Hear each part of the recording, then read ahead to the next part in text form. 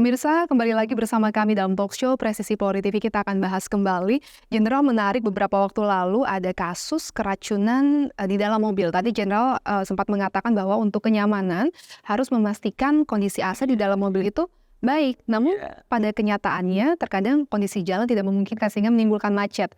Bagaimana Jenderal melihat kasus tersebut? Saya kira kalau dalam kondisi baik semuanya ya, AC itu bisa aman gitu ya, karena kecuali ada kebocoran misalkan ya, dan di situ akan ada freon dan seterusnya, ada kebocoran atau gas buang dari kendaraan itu masuk ke dalam kabin kan gitu ya. Nah mungkin kalau kita merasa tidak nyaman kemudian bisa membuka jendela sesaat gitu ya, tapi kalau kita yakin itu, saya kira itu aman sebenarnya. Kalau standarnya ya aman kan gitu ya. Tentu orang menaruh AC dalam kendaraan itu tentu sudah ada standarnya seperti itu ya. Saya kira itu kalau sekiranya untuk memastikan lagi, untuk jaga-jaga ya tidak ada salahnya. Apalagi daerahnya misalkan daerah pegunungan, ada suasana udara yang segar habis hujan, buka sekali waktu jendela, ini ada salahnya. Kemudian pandangan Jenderal terkait pemudik yang harus menggunakan roda 2 begitu, alias pemotor, kalau memang sangat terpaksa harus dilakukan begitu mereka. Apa saran dari Jenderal? Iya, sepeda motor dalam kalau kita bandingkan dengan moda angkutan yang lain tentu mempunyai risiko yang lebih tinggi terhadap risiko berkendara ya. Tentu dia terpapar segala hal itu ya, tidak ada pelindung gitu ya. Kemudian dari sisi pengemudinya sendiri kita pastikan dia menguasai betul kendaraannya kan gitu, dia punya lisensi, dia punya SIM dan betul-betul dia menguasai kendaraan. Yang kedua, sama seperti yang saya sampaikan tadi terkait dengan kesehatannya, dia harus yakin sepanjang jalan ini dia harus bisa melaluinya dengan baik.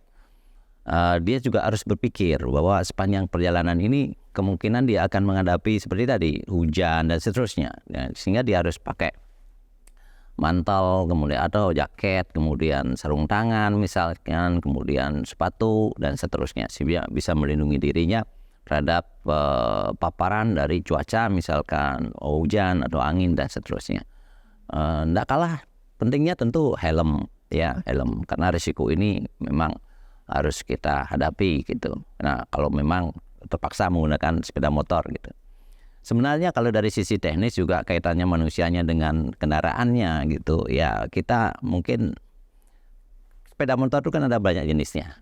Nah, dalam perjalanan jauh sebenarnya sepeda motor ada jenis-jenisnya yang kira-kira cocok untuk perjalanan jauh ya, namanya sepeda motor touring dan seterusnya kan gitu. Posisi stangnya juga berbeda, itu ergonomis itu ya untuk sepeda motor.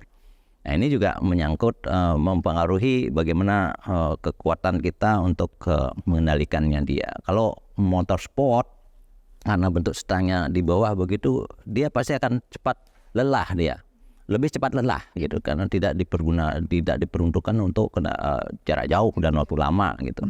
Nah, justru stangnya agak tinggi, ergonomis, sehingga dia lebih nyaman dan kemudian faktor fisik kelelahan itu bisa dikurangi, ergonomis istilahnya, antara posisinya dia pas dengan setelan posisi yang nyaman dalam waktu yang lama, itu adalah aspek ergonomis namanya. Dan ini kita bicara lagi soal tips Jenderal, selain terkait tips-tips kesehatan, apakah ada tips sehat terkait makanan dan minuman yang disarankan dan tidak disarankan selama perjalanan? Iya, kita dinamika di perjalanan, terutama untuk saudara-saudara kita yang muslim sedang menjalani puasa itu kan unik ya. Jadi dalam perjalanan kalau dia memilih perjalanan siang, karena memang kalau dari sisi jam tubuh kita namanya irama sirkadian itu, bahwa kita melakukan aktivitas itu di siang hari. Padahal di situ saudara-saudara kita sedang menjalankan puasa kan gitu ya.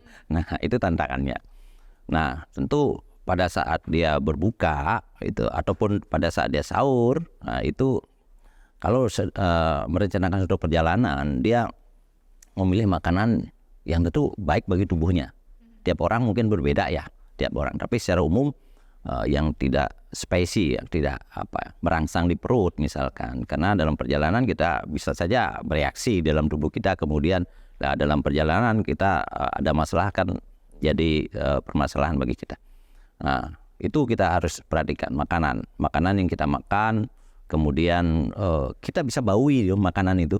Ya seandainya saudara-saudara kita yang sedang menjalani puasa dan kemudian berbuka puasa di jalan, misalkan ada makanan yang dia konsumsi pada saat berbuka, kita di pinggir jalan misalkan, atau di tempat rest area misalkan, dia bisa sebenarnya secara kasat mata dia bisa melihat ini di kira-kira disajikan dalam kondisi baik nggak kan gitu ya, secara fisik gitu, lingkungannya gitu, ini kotor kayaknya, kita lebih baik mengeluarkan lebih banyak uang sedikit dan terjamin kurang lebih terjamin kita bisa lihat kebersihan dan seterusnya dibandingkan kita betul menurut bisa kita bawi ya, setelah kita fisik kita lihat kita bisa bawi kan, kita punya pengalaman ini rata-rata kita kayaknya nih sudah basi atau mendekati basi kan beda atau rasa penciuman aromanya. Nah kemudian kita cicipi, ini kok aneh rasanya, cicipi dulu sebelum kita langsung memakannya. Saya kira itu dari sisi makanan. Kemudian kita juga untuk meyakinkan diri kita baiknya kita membawa bekal yang mungkin kita bisa bertahan sampai buka puasa misalnya, karena kita yakin kita menyiapkan diri kita sendiri dan seterusnya. Seperti itu mungkin dari sisi Mungkin kalau misalnya seperti buah-buah kering awet begitu ya, jendelanya seperti kismis, kurma, mungkin untuk sebagai pembatal puasa sore hari itu aman. Aman. Masih soal mudik Jenderal, kita akan bahas lagi usai jeda berikut ini.